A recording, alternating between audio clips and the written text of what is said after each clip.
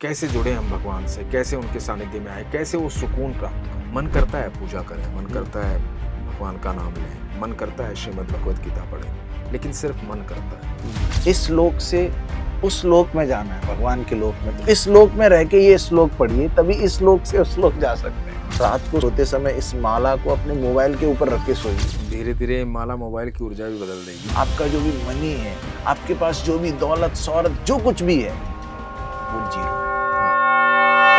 हरे कृष्ण दोस्तों, मैं हूं अनुज शर्मा। हमारे जीवन में इतनी सारी घटनाएं हो रही हैं जिसका अंदाजा भी हमें नहीं है। बहुत उलझे हुए हैं हम।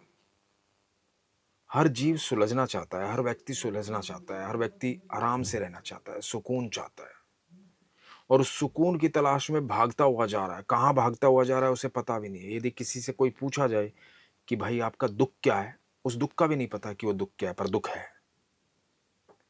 पूछा जाए कि कारण क्या, उस कारण का भी नहीं पता है, पर कोई तो कारण है।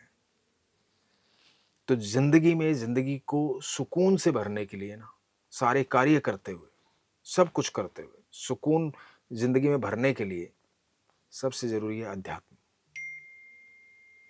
स्पिरिचुअलिटी, आपका भगवान के सानिध्य में होना। लेकिन हुआ कैसे जाए? मन में ये प्रश्न उठता है कि सारा दिन तो व्यस्त रहते हैं, समय नहीं लगता। सुबह उठते ही तो भागना पड़ता है तैयार होकर के ऑफिस के लिए, अपने काम के लिए। फिर शाम को थके हारे आते हैं, भोजन करते हैं, सो जाते हैं। यही दिनचर्या है। बहुत सारी चीजों का स्ट्रेस है। इसमें अध्यात्म कैसे आएगा? कैसे जुड़े हम भगवान से, कैसे उनके सानिध्य में आए, कैसे वो सुकून प्राप्त करें? वो टैबलेट कौन सी है कि पूरे दिन में एक बार लेनी है और आपका इलाज हो जाएगा? तो आज उस टैबलेट की बात करते हैं, हम उस दवाई की बात करते हैं। किन से बात करते हैं? श्री कृष्ण पाद जी से बात करते हैं। आध्यात्मिक गुरु हैं, बहुत नॉलेज रखते हैं, खुद इतने सक्षम हैं, अच्छी पढ़ाई करने के बाद सब कुछ त्याग करके भगवान के मार्ग पर आ गए। लगा कि इतनी पढ़ाई करने के बाद नौकरी करूँगा, धन कमाऊंगा, किसके लिए? सुकून प्राप्त करने के लिए।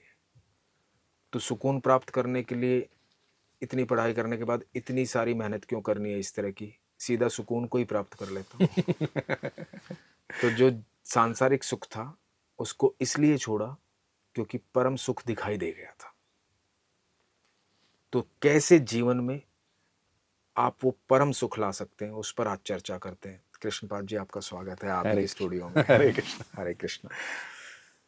तो कृष्णपाद जी, एक बात बताइए, मन में भाव सबके जागृत होता है आज के दिन। मन करता है पूजा करें, मन करता है भगवान का नाम लें, मन करता है श्रीमद् भगवत गीता पढ़ें, लेकिन सिर्फ मन करता है। मन करता है, क्योंकि व्यस्तता इतनी है कि वो हो नहीं पाता। है।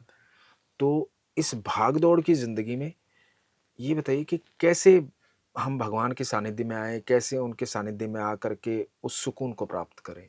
आपका क्या कहना है? क्या ये संभव है और कितना संभव है? बिल्कुल संभव है और बड़ी आसानी से संभव है। व्यक्ति करना चाहता है, कर नहीं पाता है। उसके पीछे कारण वो सोचता है कब मुझे वो आधा घंटा मिलेगा, कब मुझे वो 1 घंटा मिलेगा जब मैं गीता पढ़ूंगा, जब मैं नाम जप करूंगा। मैं कह रहा हूं आपको 1 मिनट मिल रहा है, 1 मिनट में ही आप चैंट कर लीजिए, हरे कृष्ण कृष्ण कृष्ण हरे हरे, हरे राम राम राम हरे हरे। जब आपको समय मिले तब आप शुरू हो जाइए। और कुछ चीजें जो हम रोजाना अपने जीवन में करते हैं, रोजाना हम खाना खाते हैं, रोजाना हम सोते हैं, कितने बजे सोते हैं उस पर चर्चा नहीं करेंगे। रोजाना हम जगते हैं सोने के बाद, आप जितने बजे भी जगते हैं, जगते ही आप 10 मिनट, ये माला है, ये नीम की माला है, कोई नियम नहीं है इसके लिए। माला पकड़िए, पहले एक मंत्र बोलिए, पंचतत्व मंत्र, जय श्री कृष्ण चैतन्य प्रभु नित्यानंद श्री अद्वैत गदाधर श्रीवासादि गौर भक्त वृंद। उसके बाद हरे एक मोती पर हरे कृष्ण कृष्ण कृष्ण हरे हरे, हरे राम राम राम हरे हरे। अगले मोती पे हरे कृष्ण कृष्ण कृष्ण हरे हरे, हरे राम राम राम हरे हरे। तो पूरी एक माला कर लीजिए, सुबह उठते ही 10 मिनट कर लीजिए। और मैं एक बात और कहता हूं कि इस रात को सोते समय इस माला को अपने मोबाइल के ऊपर रख के सोइए।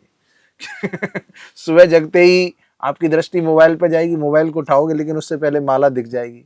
तो अपने मन को बोलो कि भैया रुक जाओ 10 मिनट, पहले एक माला कर लेते हैं, फिर मोबाइल से पे बात करेंगे। धीरे धीरे माला मोबाइल की ऊर्जा भी बदल देगी। मोबाइल की ऊर्जा बदल देगी। तो ऐसे उठते ही बाकी आपको कीर्तनीय सदारी, जब भी आपको टाइम मिले आप काउंटर रख सकते हैं, एक माला और रख सकते हैं, कीप ऑन चैंटिंग। और भगवत गीता सबको पता है, हर कोई पढ़ना चाहता है, लेकिन वो लाल कपड़े में बंद करके रख दिए, उसको लाल कपड़े को खोलिए, निकालिए, फिर आप सोचते हैं नहीं आज तो पूरी भगवत गीता पढ़ देंगे। संभव नहीं है। आप एक श्लोक पढ़िए, इस श्लोक से उस श्लोक में जाना है, भगवान के लोक में, तो इस श्लोक में रह के ये श्लोक पढ़िए, तभी इस श्लोक से उस श्लोक जा सकते हैं। हाँ, ये उस दरवाजे को खोलने का पासवर्ड है। पासवर्ड है भगवत गीता। आप शुरुआत तो करिए, खाता तो खोलिए, फिर उसके बाद अकाउंट बढ़ता ही जाएगा, बढ़ता ही जाएगा। तो इस तरह से। और स्पिरिचुअल लाइफ में फॉलो करने के लिए हमारी फूड हैबिट्स, जैसे आप गुप्त वृंदावन धाम में आप रहे, आपने प्रसाद ग्रहण किया, बिल्कुल बिल्कुल। तो वो प्रसाद है ना, लोग सोचते हैं कि तड़का होगा, कुछ लहसुन प्याज होगा तभी स्वाद आएगा।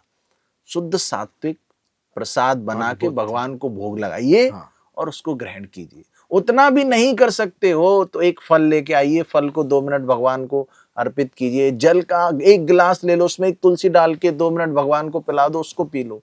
रोजाना प्रसाद हमारे इस अंदर जाना चाहिए। जैसा अन्न होगा वैसा मन होगा। क्या बात है। तो इसका बहुत बड़ा लॉजिक है। तो हमारा आहार शुद्ध होगा तो विचार शुद्ध होगा, विचार शुद्ध होगा तो व्यवहार शुद्ध होगा, और बदलाव ये जब हमसे होगा तो पूरा संसार शुद्ध होगा। क्या बात है, बहुत सुंदर, बहुत सही बात है। तो ये बहुत सरल तरीके हैं जिनको अपनाया जा सकता है। आप अपनी ऊर्जा बदल सकते हैं। आध्यात्मिकता की तरफ आकर के आपको सुकून की प्राप्ति हो सकती है। एक बात और बताइए, मैं देख रहा हूँ पिछले कुछ सालों से जी, अभी ज्यादा हो गया थोड़ा सा, आदमी सिर्फ अपने फॉलोअर्स बढ़ाना चाहता है। बिल्कुल। दिन में कई बार ये बात करता है, मेरे इतने फॉलोअर्स हैं, मेरे इतने फॉलोअर्स हैं, इतने लोग मुझे फॉलो करते हैं। फिर जब कभी लाइव आता है तो बोलता है कि पहला सेंटेंस होता है, मेरी फेसबुक फैमिली को मेरा प्रणाम। मेरी इंस्टाग्राम फैमिली को ढेर सारा प्यार। ठीक है, इतने सारे फॉलोअर्स, इतनी बड़ी फैमिली, उसके अनुसार फिर भी वो अकेला, फिर भी वो डिप्रेशन में, फिर भी वो दुखी। क्यों? इस पे मैंने 2 लाइन लिखी थी कि सोशल मीडिया पर लाखों लोगों के फॉलोअर्स हैं, लाखों में, लेकिन फिर भी लॉनलीनेस, टेंशन, डिप्रेशन की वो सलाखों। क्या बात है, वो सलाखों में। सच बात है। हाँ। तो मतलब सब कुछ पाकर जीवन में लगता क्यों है खाली खाली, बाहर पूरी खुशहाली, अंदर कैसी बदहाली। ये बदहाली उसी ने खुशहाली में बदल डाली जिसने गीता ज्ञान पर नजर है डाली। क्या बात है। देखिए, हम किसके साथ जब रहते हैं, जब हमारी लॉनलीनेस जाती है, कोई ऐसे व्यक्ति के साथ जिसके साथ हम कुछ सब कुछ शेयर कर सकें, जो हमारा फ्रेंड है, जो हमारा हितैषी है। अब हम इस दुनिया में अपने हितैषी ढूंढते हैं। कोई फेसबुक पे अपने फेस को बुक करके देखता है, कोई नंदग्राम को भूल के इंस्टाग्राम पे आ जाता है। और लेकिन गीता क्या बोल रही है, जो लाइफ की मैनुअल है, गीता बोल रही है, सुहृदयम सर्वभूतानां ज्ञात्वा माम शांतिम रक्षति। आपको शांति चाहिए, पीस चाहिए, तो आपको मुझे मित्र बनाना है। भोक्तारम यज्ञ तपसाम सर्वलोक महेश्वरम, सारे लोकों का मैं ईश्वर हूं। सुहृदयम सर्वभूतानाम, सारे जितने भी जीव हैं उनका मैं फ्रेंड हूं। तुम्हारा असली वैलेंटाइन मैं हूं, भगवान कृष्ण बोल रहे हैं। तो सही व्यक्ति से अपनी मित्रता रखिए और सही लोगों से, क्योंकि रूट को समझना होगा।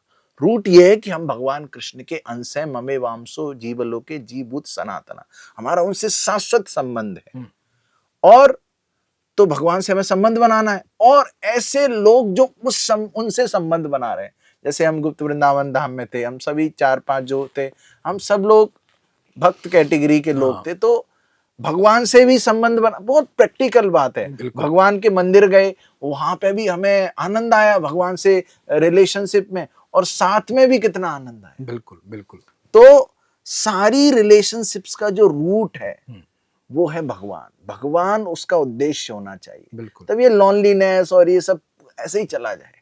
मैंने एक चीज और नोटिस की है। बिल्कुल। जब आप ईश्वर के सानिध्य में आते हैं ना जी, तो अभी तक आप क्या कह रहे थे, मेरी इंस्टाग्राम फैमिली, मेरी फेसबुक फैमिली, मेरे फॉलोअर्स, जब आप ईश्वर के सानिध्य में आते हैं ना, असली परिवार तब बनना शुरू होता है, बिल्कुल बिल्कुल जो आपको चारों तरफ से सिर्फ सुकून देना चाहता है। बिल्कुल बिल्कुल बिल्कुल। अभी हम 4 दिन साथ में रहे, जी हमने यात्रा भी की, हमने सुबह से लेकर रात तक सिर्फ भगवान की चर्चा की, यस हम सुकून में रहे, अच्छा प्रसाद ग्रहण किया, बिल्कुल।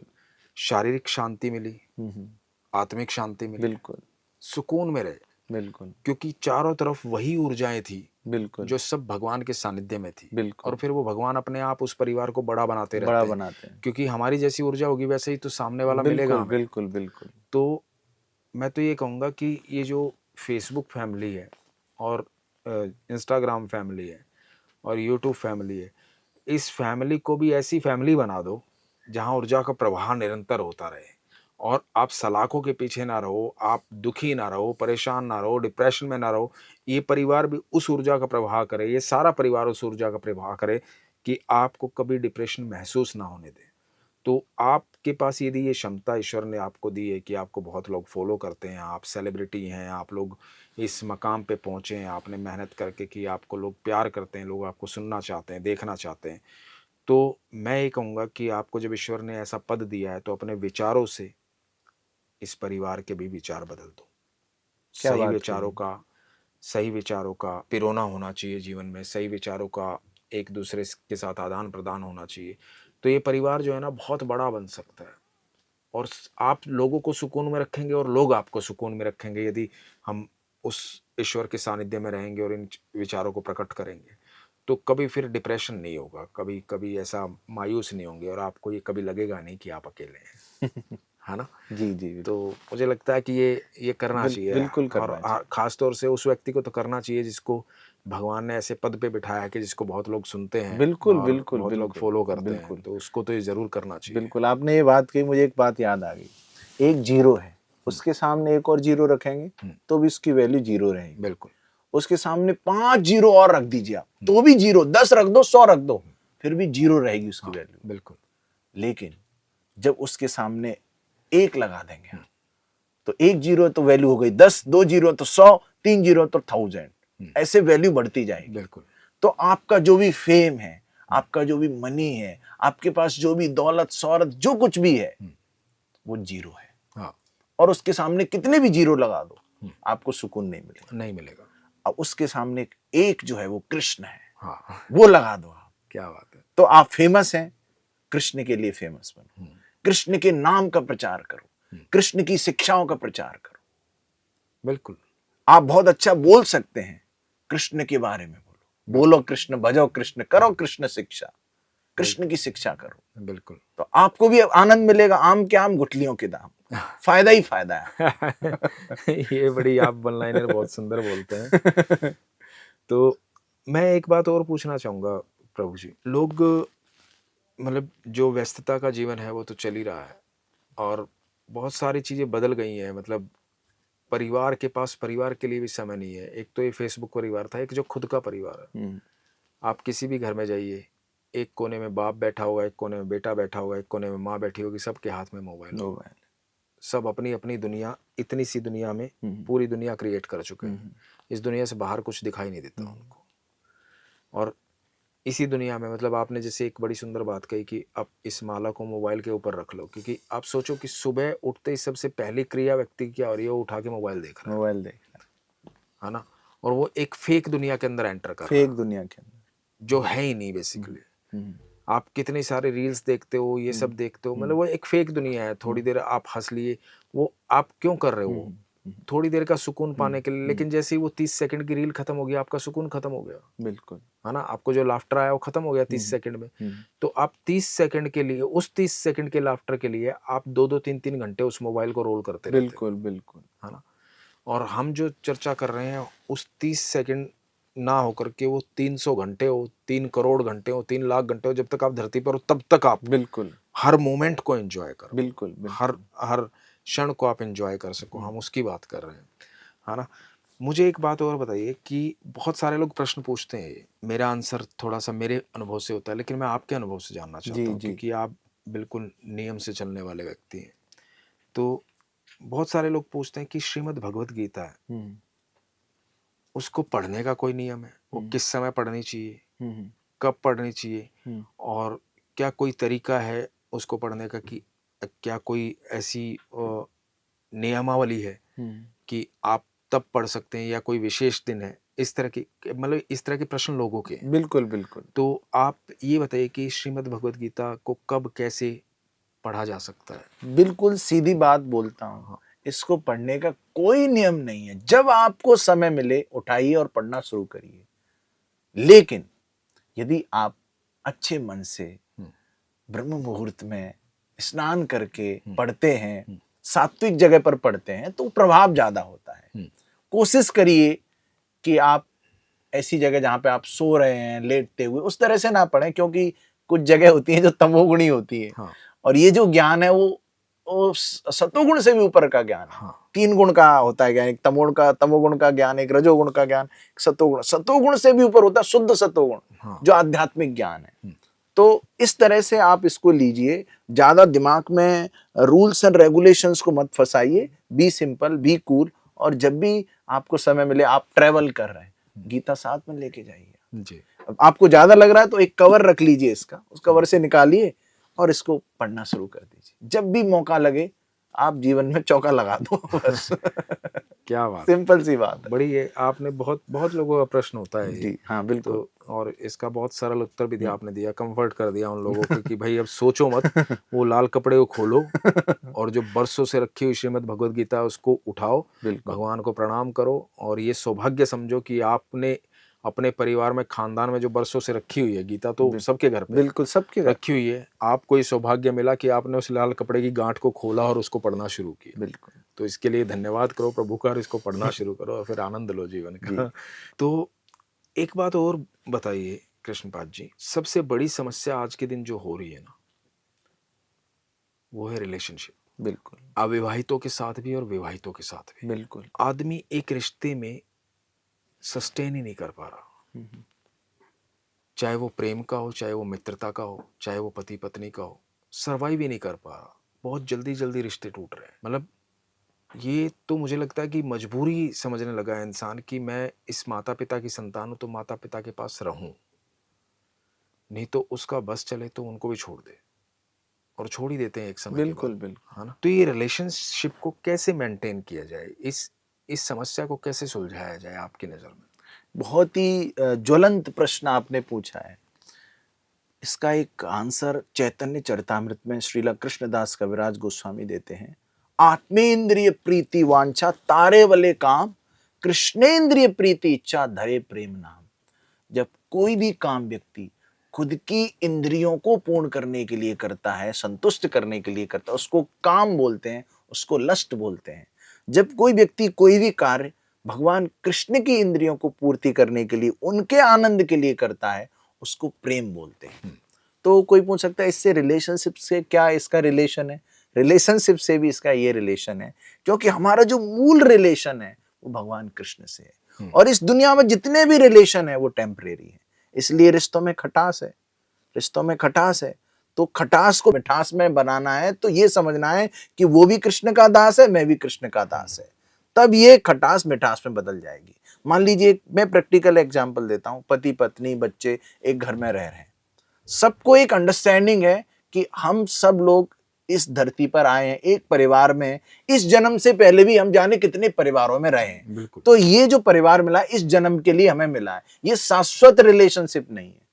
तो इसका मतलब ये नहीं है कि परिवार में ना रहे, परिवार में रहना है, इस तरह से रहना है कि जिससे हमारा शाश्वत रिलेशनशिप है उस रिलेशनशिप को हम रिवाइव करें, पुनर्स्थापित करें। नित्य सिद्ध कृष्ण भक्ति साध्य कबू नाय, श्रवणादि शुद्ध चित्त करे उदय। क्योंकि कृष्ण भक्ति सबके अंदर पहले से है, उसको उजागर करना है श्रवण करके। तो घर में श्रीला प्रभुपाद बताते हैं, घर में जब 5 लोग रहते हैं, सुबह जगह भगवान की आरती करें और बैठ के थोड़ा 10 मिनट कीर्तन कर लें, भगवान का भोग ग्रहण करें। घर को एक मंदिर की तरह आप घर में रहने वाले सदस्यों की ये फीलिंग होनी चाहिए कि हम भगवान के मंदिर में रह रहे हैं और हम भगवान के फैमिली के हम सदस्य हैं। क्या बात, भगवान उनके सेंटर ऑफ अट्रैक्शन होने चाहिए। क्या बात। तो सारे रिलेशनशिप चलेंगे। और पहले ऐसा ही होता था परिवारों में, बिल्कुल। तो गृहस्थ एक आश्रम है, आश्रम क्यों बोला गया है? गृहस्थ के पीछे आश्रम शब्द का प्रयोग क्यों किया गया है? लोग बोल तो देते हैं अब मैं गृहस्थ आश्रम में प्रवेश कर रहा हूं। वो आप गृहस्थ आश्रम में प्रवेश नहीं कर रहे हैं यदि आपके सेंटर ऑफ अट्रैक्शन कृष्ण नहीं है। एक और शब्द का प्रयोग किया, गृह मेदी। जो अपनी इंद्रियों की पूर्ति के लिए परिवार में रहता है वो गृह मेदी है। जो कृष्ण की सेवा के लिए परिवार में रहता है वो गृहस्थ है। तो चार जो आश्रम है, ब्रह्मचारी, गृहस्थ, वानप्रस्थ, संन्यास, इसका उद्देश्य है स्पिरिचुअल लाइफ। आश्रम का मतलब वे ऑफ लाइफ, एक ऐसा वे ऑफ लाइफ जो हमें स्पिरिचुअल लाइफ की ओर आगे लेके जाए। तो ये एक बहुत प्रैक्टिकल टिप है, इसको आप अप्लाई करेंगे डेफिनेटली ये काम करे। क्या बात है, बहुत सुंदर। अच्छा, एक बात और बताइए कि नया साल आने वाला है जी। तो मैं तो पिछले कई सालों से देख रहा हूँ, बम्बई में रहता हूँ तो, और बम्बई में नया साल सबको पता है किस तरह से मनाया जाता है। मेरी चीज़ एक बात समझ में नहीं आती, आप एक तो नए वर्ष का आगमन कर रहे हैं, स्वागत कर रहे हैं, और आप स्वागत कैसे कर रहे हैं? मदिरा पान करके। पूरा मैंने देखा है, मैंने कई बार नए साल की रात को जो 31 दिसंबर की नाइट होती है तो सुबह 4 बजे तक फुल बेहोशी की अवस्था में घर पहुंचते हैं, और साल के पहले ही दिन 12-1 बजे 2 बजे सो के उठते हैं। उसके बाद 3-4 बजे स्नान करते हैं और फिर सबको बोलना शुरू करते हैं happy new year. Happy new year, और शाम को मंदिर भी चले जाते हैं कुछ लोग। कुछ लोग एक मंदिर भी चले उनका माइंड में है कि 31 को ऐसे करेंगे और 1 को ऐसे है करेंगे ना। तो एक तरफ से आप एक साल को विदा कर रहे हो और एक तरफ से एक नया साल आ रहा है। तो मेरे हिसाब से ये होना चाहिए कि जो 31 दिसंबर है वो तो धन्यवाद का दिन होना चाहिए। बिल्कुल, कि प्रभु आपने इतना खूबसूरत साल जीवन में दिया जो आज पूर्ण हुआ, धन्यवाद का दिन होना चाहिए। और एक नए साल का आगमन हो रहा है तो उसके स्वागत का दिन होना चाहिए। तो आप अब जो नया साल आ रहा है, आप इसके बारे में क्या कहना चाहेंगे कि किस तरह से लोग उस नए साल का स्वागत करें? पहली बार तो इस बार जो मैंने सोचा है, मैं लोगों को ये नहीं बोलने वाला हूँ हैप्पी न्यू ईयर। जो सच्चाई है वो बतानी चाहिए। 2024 से 24 के अंत में 25 है, हैप्पी न्यू ईयर बोला, 25 में इतनी सारी घटनाएं हुई। तो हमारा जीवन सुख दुख का एक समागम है। हम लोगों को ये संदेश देंगे इस बार कि आपका जो भी न्यू ईयर है उसको आप भगवान से जोड़ के जिए, और जो सुख दुख है उसमें समभाव जैसी स्थिति बनाने की कोशिश करिए। हम फॉल्स होप नहीं दे सकते। करेक्ट। जीवन में दुख भी आएंगे, सुख भी आएंगे, बिल्कुल। दोनों में कैसे जीना है वैसा साल जियो, तब आपका असल में हैप्पी न्यू ईयर होगा। और एक और बात मैंने इस पे पिछली बार भी बोली थी, काफी लोगों ने इसको लाइक किया, लेकिन कितने लोगों ने फॉलो किया वो तो मुझे पता नहीं, कि बाहर में नाचोगे दरबार में नाच लो। क्या बात है। नई साल पे लोग बाहर में नाच रहे हैं, बाहर में नाचोगे दरबार में नाच लो। मदिरालय जाओगे, देवालय चले जाओ, कहीं बाहर अटरम सटरम खाओगे, अरे भगवान का प्रसाद खा लो और अपना नया साल मना लो। क्या बात, बहुत सुंदर। ये आपने पूरे प्रश्न का उत्तर ही दे दिया 4 शब्दों में। बहुत सुंदर, बहुत सुंदर। तो यही करना हाँ, चाहिए। यही करना चाहिए, तभी यही हम करना चाहिए। सुखी रह पाएंगे और तभी हमारा नया साल बनेगा, और इस तरह से हमें मनाना चाहिए। क्या बात है। तो एक अंतिम सवाल कृष्णपाद जी, कोई भगवान को जानना चाहता है जी, भगवान का वो वचन जो स्वयं भगवान ने इस धरती पर आकर के बोला। बिल्कुल। अनंत ब्रह्मांड में सिर्फ एक ही है हमारे पास श्रीमद् भगवद गीता, जो स्वयं भगवान के द्वारा बोली गई। बिल्कुल। तो यदि भगवान की इस वाणी को कोई सुनना चाहता है, समझना चाहता है, जानना चाहता है, तो और एक पर्टिकुलर तरीके से, तो वो कैसे मतलब उसको जान पाएगा? इस तरह का कोई आपने कोई साधन बनाया है, कोई कोर्स इस तरह का बनाया है कि आप वहाँ पर सुन सकते हैं, समझ सकते हैं उसको? इस तरह कुछ है आपके यहाँ? बिल्कुल, ऐसा ही सिमिलर प्रश्न कई जगह मुझसे पूछा गया जब मैं लेक्चर्स लेने जाता था। मान लीजिए 100 बच्चे हैं, 200 स्टूडेंट्स हैं, या फिर किसी कॉर्पोरेट में, तो एक लेक्चर तो हो गया, उनको नाम जप करा दिया, उनको बता दिया बेसिक, लेकिन यहाँ तक लिमिटेड नहीं है नॉलेज, भगवत गीता की नॉलेज। तो लोगों ने पूछा अब और हमें आगे कैसे बढ़ना है, और जगह जगह लेक्चर ले रहे हैं हम। तो काफ़ी विचार किया इस पर, तो फिर एक सिस्टमेटिकली एक कोर्स रिकॉर्ड किया है जो बहुत ही अब क्या कोर्स बिल्कुल किसी को फ्री में देते हैं तो कोई वैल्यू नहीं करता है। एक बहुत ही मिनिमम उसका सेवा राशि रखा है जो कि भगवान की सेवा में जाएगा। उस कोर्स में बिगनिंग में ये बताएंगे कि कई लोग भगवान पे विश्वास नहीं करते हैं, पहले उनको लॉजिकली साइंटिफिकली शास्त्रों से बताएंगे कि भगवान है कि नहीं, फिर उनको बताएंगे तुम कौन हो, who you are, who am I am है, AI है, IIT है, लेकिन ये नहीं पता हु एम आई है। और फिर बताएंगे कि मॉडर्न एज के लिए योगा कौन सा योग पॉसिबल है। मॉडर्न एज में लोग जिम जाते हैं 1 दिन 2 दिन फिर छोड़ देते हैं, तो कौन सा योग करें। फिर ये भी बताएंगे कि कर्म का नियम क्या है। कई बार लोग प्रश्न पूछते हैं कि बुरे लोगों के साथ अच्छा क्यों होता है, अच्छे लोगों के साथ, उसका भी आंसर उसमें देंगे। और लोग ये भी सोचते हैं, आजकल की सिविलाइजेशन, कई लोग ये सोचते हैं कि जो मन में आए वो करो, जस्ट डू इट, जिंदगी ना मिलेगी दोबारा। जो मन में आए वो करो। तो कुछ लाइफ में रूल्स एंड रेगुलेशंस की जरूरत नहीं है, लोग ऐसे सोचते हैं। तो उसमें भी हमने एक लेक्चर रिकॉर्ड किया है और बहुत ही सहजता से एग्जाम्पल्स के साथ, जिसमें हमने बताया है कि कुछ रूल्स होने चाहिए। जैसे ट्रैफिक सिग्नल पे कोई सोच सकता है कि रूल की ऐसे निकल जाओ तो पूरा आपके लिए दिक्कत हो जाएगी, दुर्घटनाएं हो जाएंगी। तो इसीलिए दुर्घटना हो रही है, हो रही है। वो रूल्स नहीं बने। हाँ, रूल्स तो क्या रूल्स होने चाहिए, उनको कैसे सहजता से। तो इस कोर्स का नाम है गीता ज्ञानम। इसकी एक वेबसाइट भी है gitagnanam.com, तो उस पे आप जाएंगे, आपको कोर्स मिलेगा। बाकी जो लिंक है वो हम शेयर कर देंगे। तो इस तरह से आप इस कोर्स से जुड़ सकते हैं। क्या बात है, बहुत सुंदर। तो आपसे आज वार्ता करके बहुत आनंद आया जी, मुझे भी बहुत आनंद आया आपसे, हमेशा ही आनंद आता है। और ये वार्ता अभी शुरुआत है, अभी बोला वो आप तो एक्टर हैं, तो बोलते हैं पिक्चर बाकी है मेरे दोस्त। ये तो शुरुआत है, हमारी तो भगवत चर्चा चलती रहेगी, ईश्वर की कृपा है। तो मैं आप लोगों से कहूंगा कि आपने जो ये सुना है, पहले तो आपका धन्यवाद कि आपने से सुना है। तो यदि आपने सुना है, जब आप सुनने तक पहुंच गए तो आप करने तक भी पहुंच सकते हैं। तो इसमें जो तरीका बताया गया है जीवन को जीने का, जिस तरह से कृष्णपाद जी ने बताया कि क्या करना चाहिए, कैसे जीवन में सुकून आ सकता है, कैसे नए साल को मनाना चाहिए, कैसे अपने जीवन में अपने परिवार में रहना चाहिए, गृहस्थ आश्रम का मतलब क्या है, कैसे आप ये सोचें कि आपका जो घर है वो भगवान का घर है और हम सब उसके सदस्य हैं, कैसे उस श्रेणी में आए कि आप भगवान के सानिध्य में आए, कि भगवान के भक्तों के बीच में उस श्रेणी में आप आए कि जहां आपको सुकून प्राप्त हो।